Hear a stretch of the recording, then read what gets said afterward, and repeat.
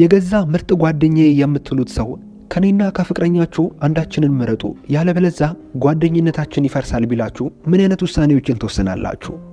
እስኪ ፊልሙን ከማየታችሁ በፊት ሐሳቦቻችሁን በኮሜንት ላይ አስቀምጡልኝ። እቺ ልጅ በህይወቷ የገጠማት እንዲህ ያለ ዱብዳ ነው። ያደረገችው ውሳኔ እጅግ በጣም አስደሳችና አስተማሪ ስለሆነ ፊልሙን እንደምትወዱት ምንም አልጠራጠርም። አዳዲሶች ሰብስክራይብ እያደረጋችሁ ሁላችንም ይህንን ቪዲዮ ላይክ እያደረግን እንጀምረው። ወደ ፊልማችን እንለፍ። ይመቻችሁ።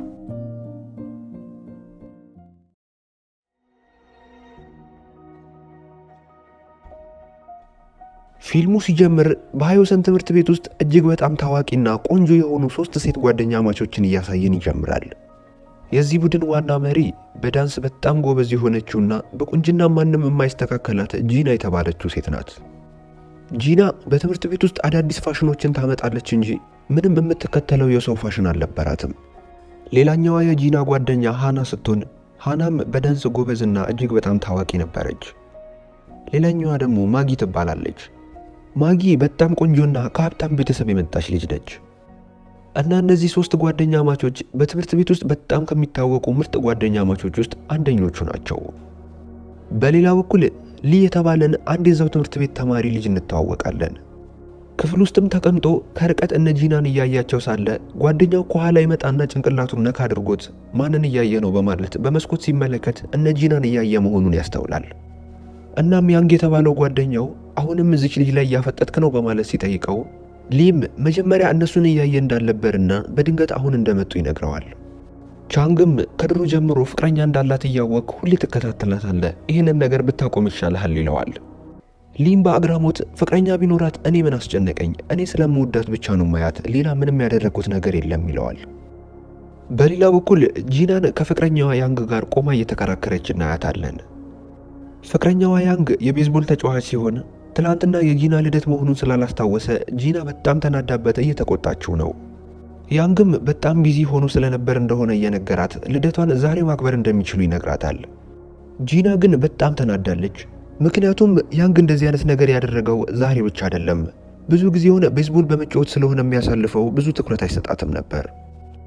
ይሄ ሁኔታውም ስልችት ያላት ጂና ካሁን በኋላ ከሱ ጋር መለያየት እንደምትፈልግ ተናግራ ጥላው ልትሄድ ስትል ያስቆማትና ይሄ ብቻ በቂ ምክንያት ሊሆን ስለማይችል ለመለያየታቸው በቂ ምክንያት እንድትሰጠው ይጠይቃታል።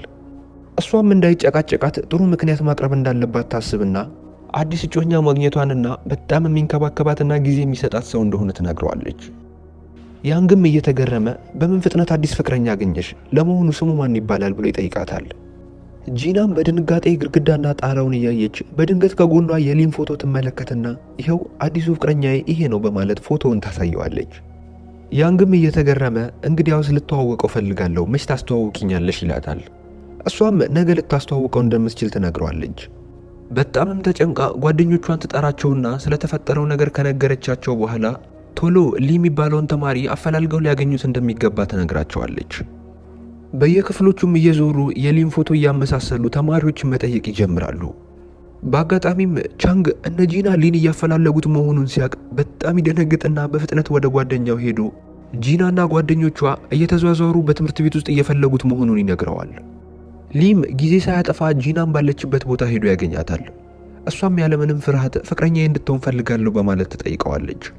በዚህ ሰዓት ሊ ጂናን ለመጀመሪያ ጊዜ ያያት በትምህርት ቤቱ ሚኒ ሚዲያ ውስጥ እንደሆነ እያስታወሰ ከሷ የአይን ፍቅር የያዘው ከዛን ጊዜ ጀምሮ እንደሆነም እያሰበ ዛሬ መታ እሷ እንደዚህ ብላ በመጠየቋ በጣም ይገረማል። እናም ሊ ያንግ የት ሄዶ ነው ከኔ ጋር ፍቅረኛ ማቾች እንድንሆን የፈለግሽው በማለት ጂናን በአግራሞት ይጠይቃታል። እሷም ከያንግ ጋር መለያየታቸውን ስትነግረው ሊ በአግራሞት ከሱ ጋር የተለያየሽው እኔ ስለምትወጂኝና ከኔ ጋር